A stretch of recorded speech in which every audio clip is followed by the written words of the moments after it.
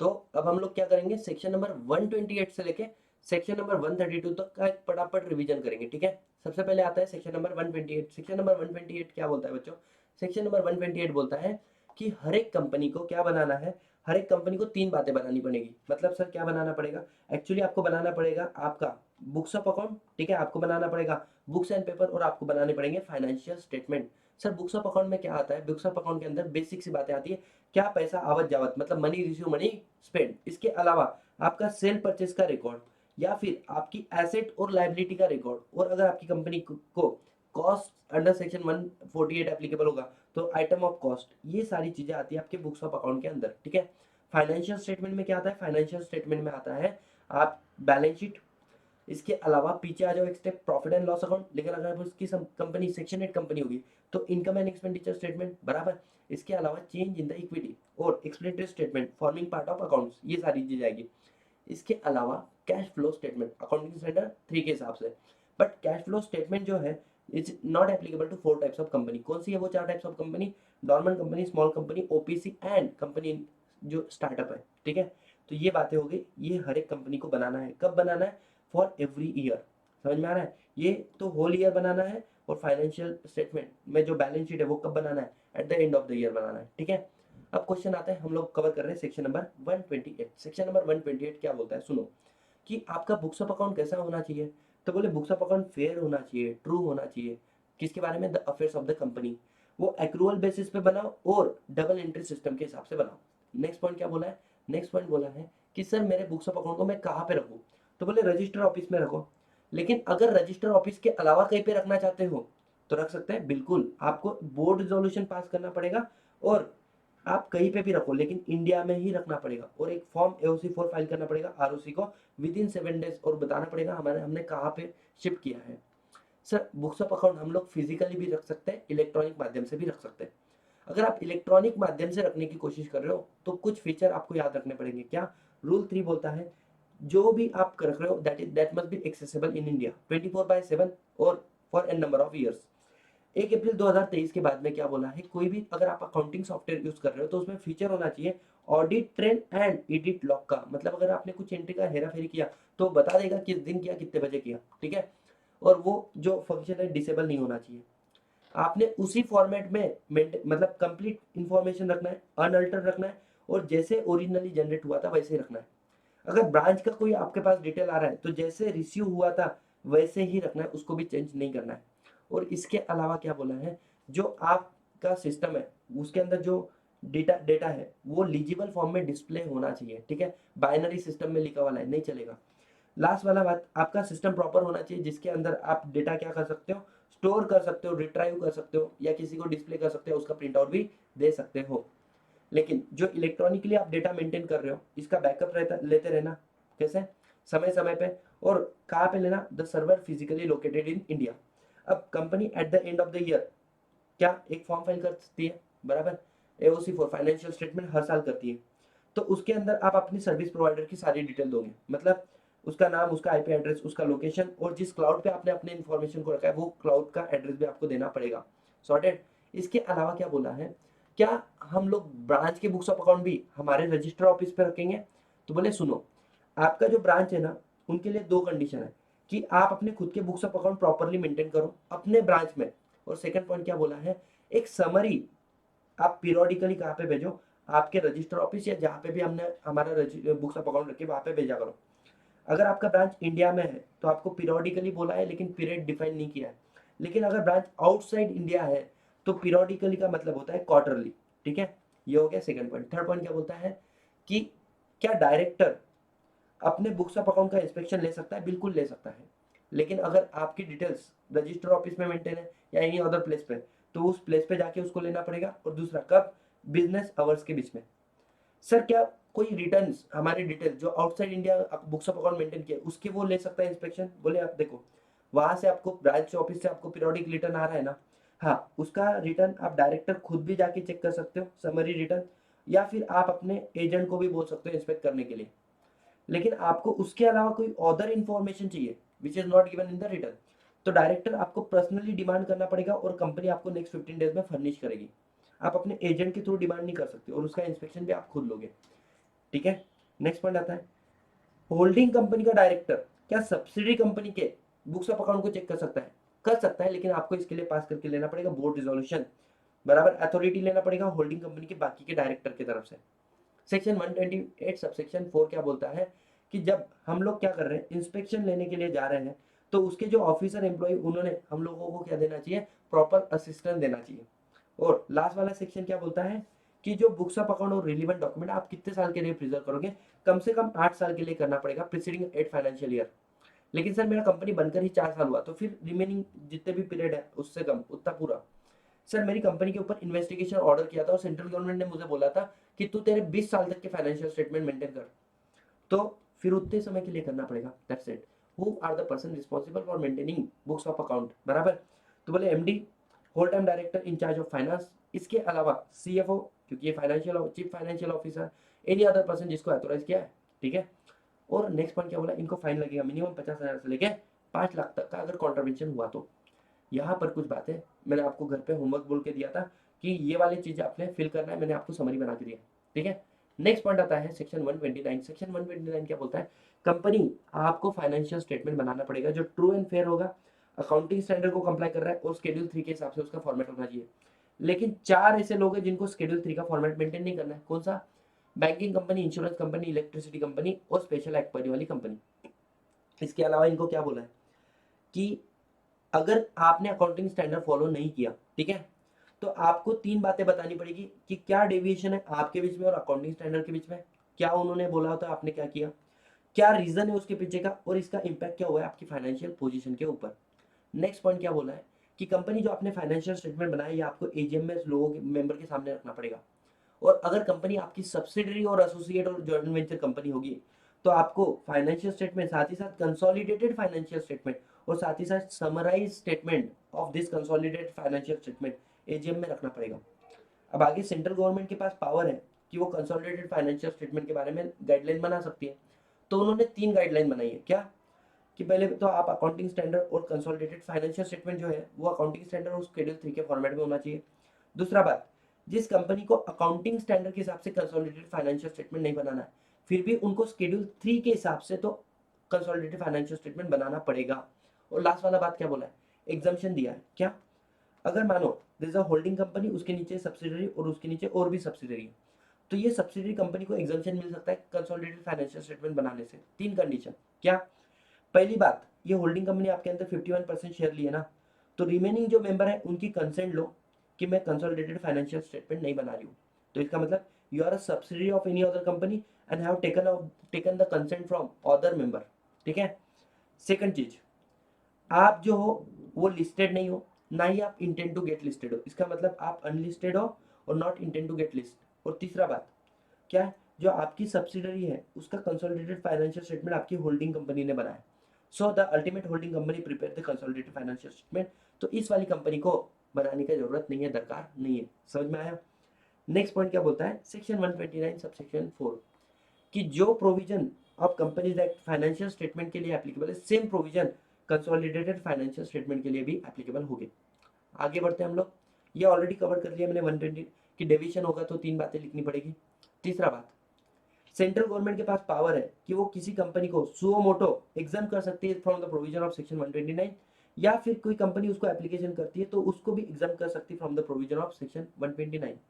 वो जो एग्जाम्शन है वो पब्लिक इंटरेस्ट में होना चाहिए और वो कंडीशनल भी हो सकता है या अनकंडीशनल भी हो सकता है। लास्ट वाला point, who all are the responsible person. तो बोले 128 में जो डिस्कस किए थे वो पर्सन तो रिस्पॉन्सिबल, लेकिन ये आपकी कंपनी में एग्जिस्ट करते ही नहीं, तो ऑल डायरेक्टर रिस्पॉन्सिबल रहेंगे इस सेक्शन का कंप्लायंस करने के लिए। लेकिन अगर आपने इस सेक्शन का कंप्लायंस नहीं किया तो आपको 1 साल तक की सजा मिल सकती है, 50,000 से लेकर 5 लाख तक का फाइन मिल सकता है, या फिर दोनों भी आपको हो सकता है, ठीक है। यहाँ पे हम लोग 129 भी कवर कर लेते हैं। और 129 का भी मैंने आपको समरी बना के दिया था और मैंने बोला था ये कुछ क्वेश्चन है आपको घर पे इनके आंसर लिखने हैं, तो आपका पूरा समरी रेडी हो जाएगा, ठीक है। अब हम लोग बात करते हैं सेक्शन नंबर 129A, जो क्या बोलता है कि कोई बड़ी बड़ी कंपनी है जो अनलिस्टेड है, लिस्टेड कंपनी को तो पीरियोडिकल फाइनेंशियल स्टेटमेंट बनाना पड़ता है ना, तो सीजी बोलता है मुझे पावर दो, सीजी मुझे पावर दो बोलता है कि मैं भी कुछ कंपनी को पीरियोडिकल फाइनेंशियल स्टेटमेंट बनाने के लिए बोलूंगा और उनको बनाना पड़ेगा, जो वो अप्रूव करा के लेंगे उनके बोर्ड ऑफ डायरेक्टर से।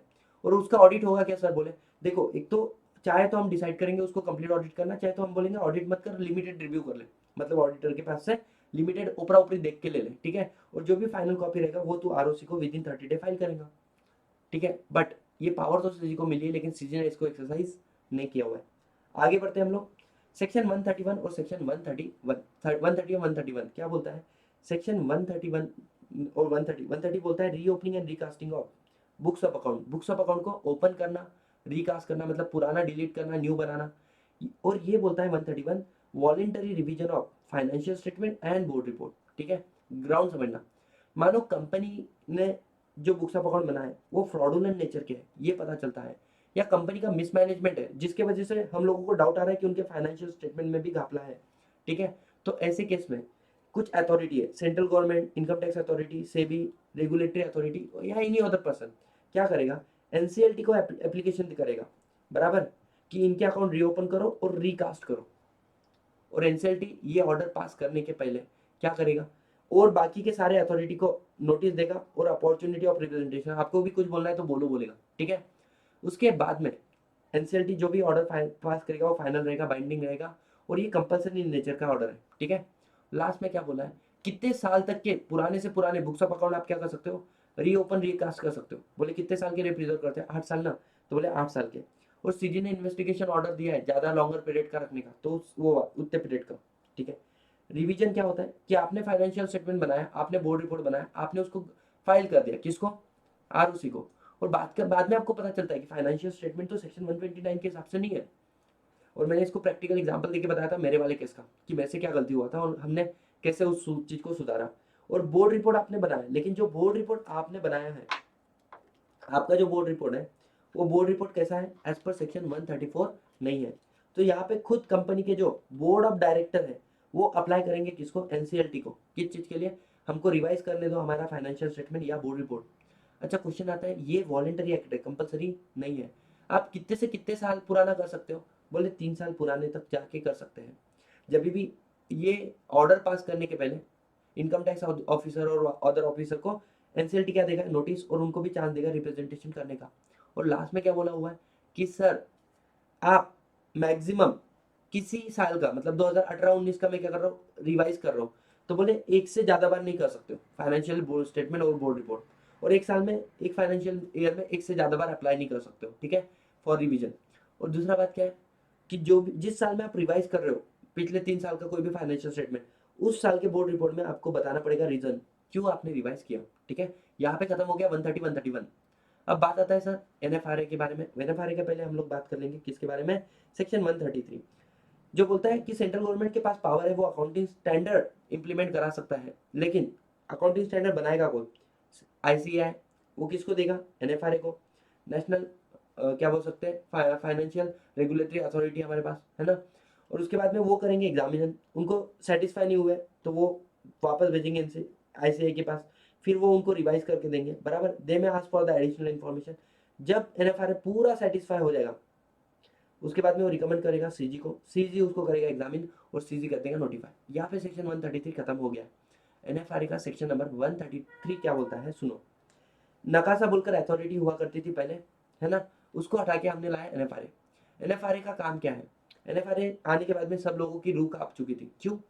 क्योंकि एनएफआरए को अल्ट्रा सुपर पावर मिल चुकी थी। एनएफआरए को समझ में आ रहा है बड़े बड़े कंपनियों में बड़े बड़े घपले हो रहे हैं। आईएलएफएस का पकड़ लो, सत्यम का पकड़ लो, ठीक है, नीरव मोदी का पकड़ लो, बड़े बड़े कंपनियों में बड़े बड़े घपले हो रहे हैं। और इसमें कुछ प्रोफेशनल का भी तो हाथ हो सकता है। तो बोले हम लोग इन्वेस्टिगेट कर सकते हैं ऐसे बॉडी कॉर्पोरेट को और उनके जो प्रोफेशनल पर्सन है उनको, ठीक है। एनएफआरए ने अगर आपके ऊपर इन्वेस्टिगेशन शुरू किया तो बाकी अथॉरिटी आपकी जो एग्जिस्टिंग प्रोसीडिंग शुरू है उसको आप कंटिन्यू नहीं कर सकते हो, मतलब साइड में हट जाओ। अगर तुम बीच में खड़े हो तो साइड में हट जाओ और बीच में आने की कोशिश मत करो। न्यू प्रोसीडिंग भी उस व्यक्ति के ऊपर आप शुरू नहीं कर सकते हो, ठीक है। लास्ट वाला, एनएफआरए को सिविल प्रोसीजर कोड की जितना पावर दे दिया, क्या बोला कि तुम डिस्कवरी प्रोडक्शन ऑफ डॉक्यूमेंट मांग सकते हो, मतलब डॉक्यूमेंट मंगा सकते हो, ठीक है। आप उनको नोटिस भेज के उनकी अटेंडेंस मैंडेटरी कर सकते हो। तीसरी बात, आप इंस्पेक्शन कर सकते हो किसी भी डॉक्यूमेंट, किसी भी बुक्स, किसी भी रिकॉर्ड का। और चौथा बात क्या बोला है कि आप कमीशन इशू कर कर सामने वाले को विटनेस को एग्जामिन कर सकते हो, साक्षी सबूत और गवाहों को मद्देनजर। तो गवाह जो होते हैं ना, विटनेस, उनको आप क्या कर सकते हो? एग्जामिन कर सकते हो, ठीक है। एनएफआरए आपके अगेंस्ट में क्या ऑर्डर पास कर सकता है? एनएफआरए आपको इंडिविजुअल हो तो 1 लाख तक का फाइन लगा सकता है, पेनल्टी लगा सकता है, विच में extend up to 5 times of the fee issue professional fee. और अगर आप एक फर्म हो तो आपको 5 लाख के फाइन विच में एक्सटेंड अप टू 10 लाख। इसके अलावा वो आपको डिबार कर सकता है, किससे? ऑडिट वाली इंटरनल, नहीं आप इंटरनल ऑडिट रहोगे, नहीं आप स्टैट्यूटरी ऑडिट रहोगे, बराबर, या नहीं आप वैल्यूएशन सर्विस करोगे। कितने समय के लिए? 6 महीने से लेके 10 साल तक का। खतरनाक पावर दे दिया, ठीक है। सर एनएफआरए का वैसे रोल क्या है? बोले अकाउंटिंग स्टैंडर्ड बनाना या फिर standard of auditing banana, recommend करना, फॉर्मुलेट करना, रिकमेंड करना, फिर देखना कि लोग उसको मॉनिटर करना, कंप्लाई कर रहे हैं कि नहीं, और नहीं कर रहे हो तो उसको इन्फोर्स करना। चौथा, ओवरसी करना क्वालिटी सर्विस जो प्रोफेशनल दे रहे हैं, ठीक है, क्या वो लोग कंप्लाई कर रहे हैं कि नहीं एएस ऐसे का। एएस मतलब अकाउंटिंग स्टैंडर्ड, ऐसे मतलब स्टैंडर्ड ऑफ ऑडिटिंग। और सजेस्ट करो कि वो कैसे उनकी क्वालिटी को इंप्रूव कर सकते हैं, ठीक है। और अदर फंक्शन जो उनको बोला है वो परफॉर्म करेंगे। सर कंपोजिशन की बात करते हैं तो एक होगा चेयरपर्सन, इसके अलावा 15 मेंबर हो सकते हैं, बराबर, 15 से ज्यादा नहीं। जिसमें आज के डेट में कितने हैं? बोले पार्ट टाइम लोग हैं हमारे पास 9 और फुल टाइम लोग हैं हमारे पास 3 मेंबर, और इसके अलावा चेयरपर्सन। अब जो चेयरपर्सन और मेंबर है ये डिक्लेरेशन देंगे सीजी को अपॉइंटमेंट के समय में, क्या कि नो कॉन्फ्लिक्ट ऑफ इंटरेस्ट और लैक ऑफ इंडिपेंडेंस। ये जो केसेस होने वाली है इसके अंदर हमारा इन्वॉल्वमेंट नहीं है, देयर इज नो कॉन्फ्लिक्ट। अगर होगा भी तो आपको बाहर हट जाना पड़ता है उस केस में से, ठीक है। इसके अलावा जो चेयरपर्सन है और जो फुल टाइम मेंबर है ना, उनको और एक डिक्लेरेशन देना है, क्या? We are not associate with any audit firm. जब तक हम आपके साथ में काम कर रहे हैं तब तक, और जब हम आपको छोड़ के जाएंगे, because we are a person of integrity, स्वाभिमानता है हमारे अंदर, है ना। तो और छोड़ के जाने के बाद भी 2 साल तक हम किसी फर्म में एसोसिएट नहीं रहेंगे। नहीं तो मानो पीडब्ल्यूसी ने ऑफर कर दिया, निकल इधर से बाहर, 50 लाख देते हैं, मैं तेरे को 4 करोड़ का पैकेज देता हूँ, पार्टनर बनाता हूँ। समझ में आया? अगर आप एनएफआरए के ऑर्डर से खुश नहीं हो तो उसकी अपील लेके आप एनसीएलएटी में जाओगे, national company law appellate tribunal में। Books of account audit and annual report. Books of account किस फॉर्मेट में होना चाहिए सेंट्रल गवर्नमेंट बताएगा, लेकिन उसके पहले वो सीएनएजी के साथ में कंसल्ट करेगा, मतलब controller and auditor general of India. Audit कौन करेगा इनका? बोले सीएनएजी करेगा। और जो ऑडिट बनेगा होगा उसके बाद में आप एक एनुअल रिपोर्ट बनाना है, आप सीजी को देना, और CG both house of parliament के सामने प्रेजेंट करेगा। ऐसी कौन सी कंपनी है जिनके सीए के ऊपर एनएफआरए ध्यान रखेगा? तो बोले सुनो, अगर आप इंडिया की कंपनी हो और आप लिस्टेड हो, चाहे आप लिस्टेड इंडिया में हो इंडिया के बाहर हो, फर्क नहीं पड़ता, आप इंडिया की कंपनी हो, आप लिस्टेड हो, या फिर आप अनलिस्टेड पब्लिक कंपनी हो, बराबर। अनलिस्टेड पब्लिक कंपनी मतलब सर जिसका paid up share capital 500 crore है उससे ज्यादा है, जिसका टर्नओवर 1000 करोड़ है उससे ज्यादा है, या जिसका loan debenture borrowing in aggregate exceeding 500 crore, ठीक है। तो या फिर आप special kind of company, banking, insurance, electricity special act में बनी वाली कंपनी, ठीक है। तो आपके ऊपर तो ध्यान रखेगा। और आपकी कोई बॉडी कॉर्पोरेट है जो आउटसाइड इंडिया है, और उस बॉडी कॉर्पोरेट का इनकम पूरी जो कंसोलिडेटेड इनकम बनी है ना, उसका 20% से ज्यादा है, जितना आपकी कंपनी, होल्डिंग कंपनी इन कंसोलिडेशन कमा रही है उससे ज्यादा तो वो आपकी फॉरेन की सब्सिडी कमा रही है, मतलब वो आपकी मेजर सब्सिडरी है या मेजर एसोसिएट है। या फिर आपका कंसोलिडेटेड नेटवर्थ जो है उससे 20% तो नेटवर्थ वो फॉरेन की सब्सिडरी या एसोसिएट कंपनी का है, तो फिर उनके ऊपर भी ध्यान रखेगा। समझ में आ रहा है आप लोगों को? अब कंपनी आप छोड़ दो, क्यों? क्योंकि कंपनी एक फॉर्म फाइल कर देती है ADD1 आरओसी को, आरओसी सारे ऑडिटर की डिटेल एनएफआरए को दे ही देगा। तो कंपनी इंडियन कंपनी आप छोड़ के जितनी भी बॉडी कॉर्पोरेट है ना, आपको NFRA 1 फॉर्म देना है एनएफआरए को, जहां पे आप बताओगे आपके ऑडिटर के अपॉइंटमेंट के बारे में, ठीक है। किसको बताएंगे? एनएफआरए को, within 50 day from his appointment. So guys here we are done section number 128 से लेके सेक्शन नंबर 133 तक इन डिटेल रिवीजन, ठीक है। Thank you so much, bye bye, take care, see you in the next class.